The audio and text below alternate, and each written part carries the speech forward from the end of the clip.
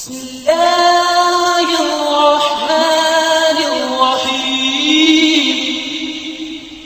آگے تھوڑے سے میٹھے میٹھے سوالات ہیں. اچھی بات ہے. اس میں ہے سوال کہ حاکم وقت کی بیعت اور مرشد کی بیعت میں فرق کیا ہے؟ اے میٹھا سوال ہے. اوہ میرے کو لوں. اسلام میں بیعت ہے ہی صرف حاکم وقت کی ہے. سورہ نساء آیت نمبر 59 یا ایھا الذین آمنوا اطیعوا اللہ واطیعوا الرسول واولی الامر منکم. اطاعت کرو اللہ کی، اس کے رسول کی، ایمان والو، اور جو تم میں حکمران ہیں. فإن تنازعتم فی شیء فردوه الی اللہ والرسول. اگر حکمران سے بھی جھگڑا ہو تو اللہ اور اس کے رسول یعنی کتاب و سنت سے فیصلہ کرواؤ. اگر تم اللہ اور یوم آخرت پر ایمان رکھتے ہو، اسی کا انجام بہتر ہونے والا ہے. سورہ نساء آیت نمبر 59. تو حکمران کی بیعت ہی واجب ہے. وہ جو صحیح مسلم میں حدیث ہے، جو امام کی بیعت کے بغیر مرا وہ جاہلیت کی موت مرا. اس سے مراد حکمران وقت کی ہے، جب حکمران بیعت لے رہا ہو. اسی کی آج کل ایک ماڈرن فارم ووٹنگ والا سسٹم ہے. اس لیے میں کہتا ہوں سر، جب ووٹ کے بعد ایک پرائم منسٹر الیکٹ ہو جائے نا، تو اگر آپ نے ووٹ دوسری پارٹی کو بھی ڈالا ہوا تھا نا، امام اب آپ کا وہ پرائم منسٹر ہی ہوگا.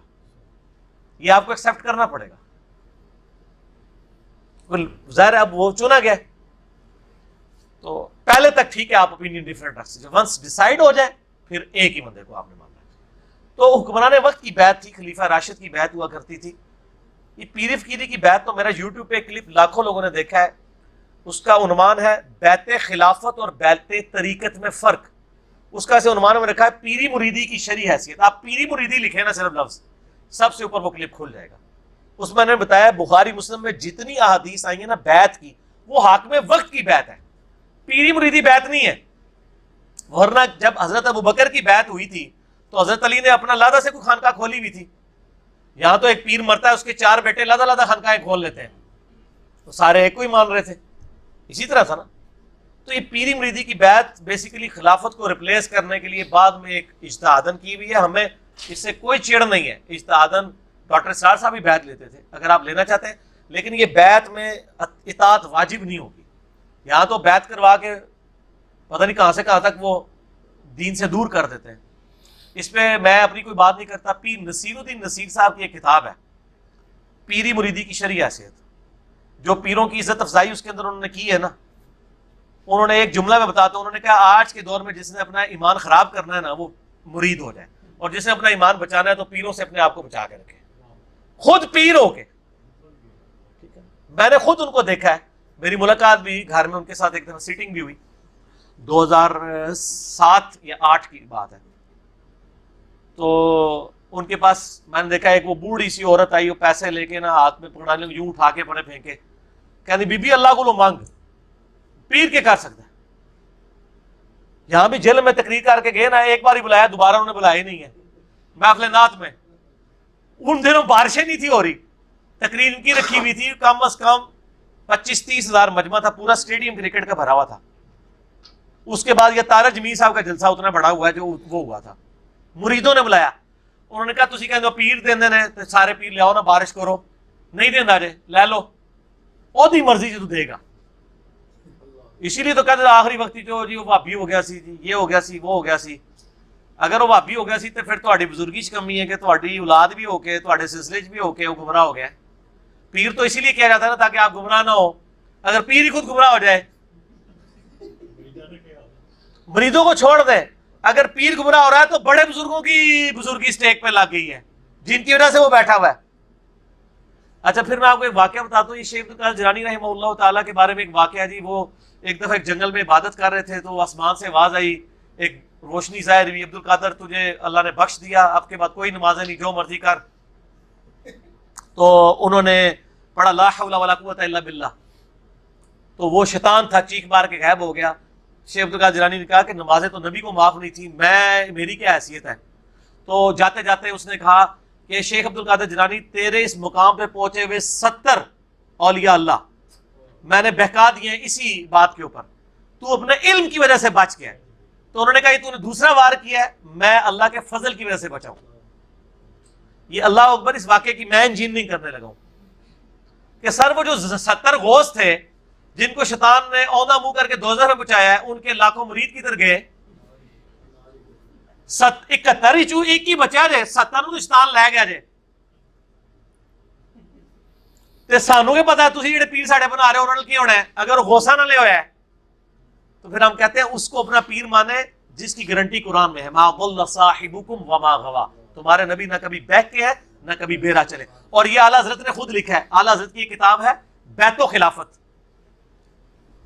اوتے چند چڑھیا جڑا دیکھ رہے ہو جناب، چڑھ گیا چند. اچھا، بیت و خلافت کتاب ہے اعلیٰ حضرت کی، وہ میں نے اس میں حوالہ دیا ہے. اس میں انہوں نے لکھا ہے کہ یہ جو بایزید بستامی کا قول ہے نا، جس کا کوئی پیر نہیں، اس کا پیر شیطان ہے، یہ محض باطل ہے. تحقیق ہر سنی مسلمان کا پیر محمد رسول اللہ صلی اللہ علیہ وآلہ وسلم. ٹھیک ہوگا جی. تو یہ اعلیٰ حضرت خود کہہ رہے ہیں کہ بایزید بستامی نے جو بات کی ہے یہ باطل ہے. جب ہم کرتے ہیں تو کہتے ہیں بزرگوں کی گستاخ ہے. تو ہم بزرگوں کی گستاخیاں بزرگوں کے اقوال کی روشنی میں کر رہے ہوتے ہیں. میں اعلیٰ حضرت کے ساتھ ہوں کہ یہ باطل ہے اور یہ جھوٹ ہے. تو کلمہ پڑھ لے.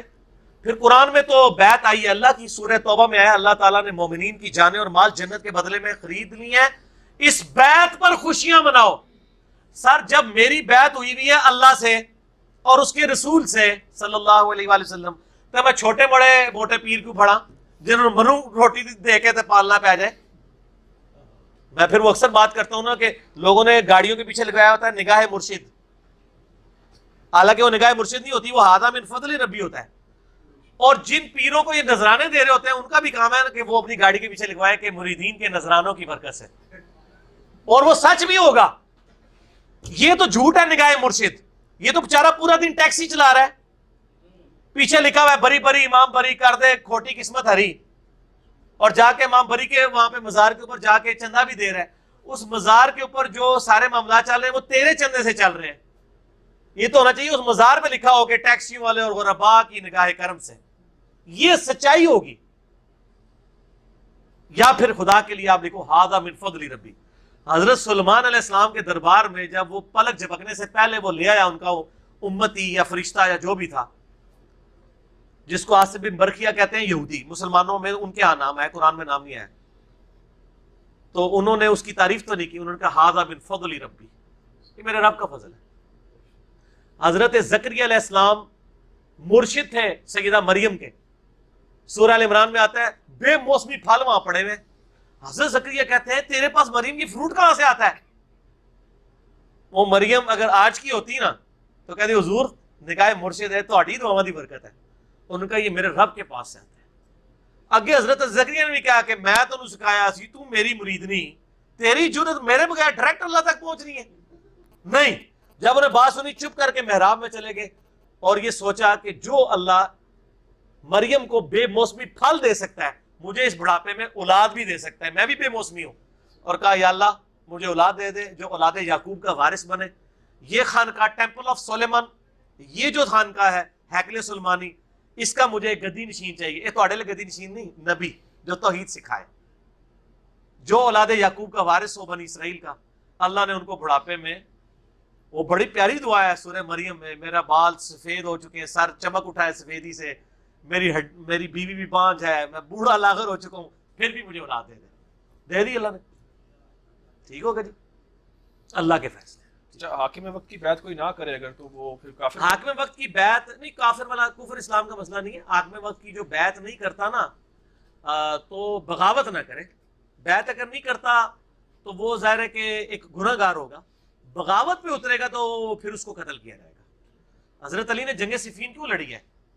کیونکہ حضرت معاویہ نے بغاوت کر دی تھی نا. اور یہ بغاوت کا لفظ بخاری میں 2812، عمار کو ایک باغی جماعت قتل کرے گی، عمار ان کو اللہ کی طرف بلائے گا اور جنت کی طرف، وہ جماعت دوزخ کی طرف بلائے گی. حضرت علی کو نبی علیہ السلام نے فرمایا یہ جنت کی طرف بلانے والی جماعت ہے، صحیح بخاری 2812. اور مخالف پارٹی کو کہا دوزخ کی طرف، حالانکہ وہ صحابی بھی تھے حضرت معاویہ رضی اللہ عنہ. لیکن چونکہ انہوں نے حاکم وقت خلیفہ راشد کے خلاف بغاوت کی ہے نا، یہ بہت بڑا جرم ہے، یہ بدعت کفر ہے حاکم وقت کو چیلنج کرنا. ٹھیک ہوگا نا. اسی لیے حضرت علی نے پھر تلوار اٹھائی، پھر انہوں نے قرآن نیزے پہ اٹھا کے تو جان بخشی حضرت علی نے کر دی ان کی. تو ادروائز وہ والی اسی کے اگینسٹ سعد ابن عبادہ نے حضرت ابو بکر کی بیعت نہیں کی تو حضرت بکر نے ان کو قتل تو نہیں کروایا، لیکن انہوں نے بغاوت نہیں نہ کی تھی، بیعت نہیں کی، کہا میں نہیں مانتا خلیفہ. پھر حضرت عمر کی بھی بیعت نہیں کی. حضرت علی نے خود بخاری مسلم میں آتا ہے 6 مہینے حضرت ابو بکر کی بیعت نہیں کی تو نہیں منوایا گیا کہ آؤ بیعت. لیکن کوئی پارٹی نہیں بنائی، کوئی جتھا بنا کے، کوئی فوج لے کے تو نہیں لڑ گئے. بعد والوں کو ہم باغی اس لیے کہتے ہیں یہ باغی سے مراد کو اسلام سے باغی نہیں ہے، شریعت کی ٹرم میں باغی، جنگ جمل صفین نہروان والے کہ انہوں نے خلیفہ راشد کے خلاف بغاوت کی ہے. اور بخاری مسلم میں تو میں نے یہ حدیث بتائی نا، عمار کو باغی جماعت قتل کرے گی. ابو داؤد ترمذی ابن ماجہ میں ہے کہ میرے بعد تم بہت اختلاف دیکھو گے، دین میں نئی نئی بدعتوں سے بچنا، اور میری اور میرے خلفائے راشدین کو سنت کو لازم پکڑنا. ہر بدعت گمراہی ہے اور گمراہی دوزخ میں لے جانے والی ہے. خلیفہ راشد کے خلاف بغاوت کو ہی بدعت کہا گیا ہے، باقی تو بدعتیں آپ نے خود بنائی ہوئی ہیں نا اجتہادن. اصل بدعت ہے خلیفہ راشد کے خلاف کھڑا ہونا. جنگ جمل صفین نہروان میں جو مولا علی کے خلاف کھڑے ہوئے ہیں ان کا یہ عمل بدعت پہ مبنی ہے. خود اما عائشہ نے کہا کہ مجھ سے نبی علیہ السلام کے بعد ایسا کام ہو گیا ہے، یعنی کہ مجھے میری سوکنوں کے ساتھ دفن کرنا. یہ علیحدہ سے ایک ٹاپک ہے، مسئلہ 101 دیکھ لیں. میں محرم ہے نا تھوڑا اس پر چل بھی نہ پاؤں. اچھا محرم پہ ہماری 28 نمبر مجلس 10 محرم 1440 کو ریکارڈ ہو کے 4 گھنٹے اور تقریباً 14 منٹ کی اپلوڈڈ ہے یوٹیوب پہ. محرم کے آلموسٹ سارے میں نے مسائل اس کے اندر کور کر دیے. لہٰذا آج کوئی سنی شیعہ کنفلکٹ پہ سوال نہیں آنا چاہیے.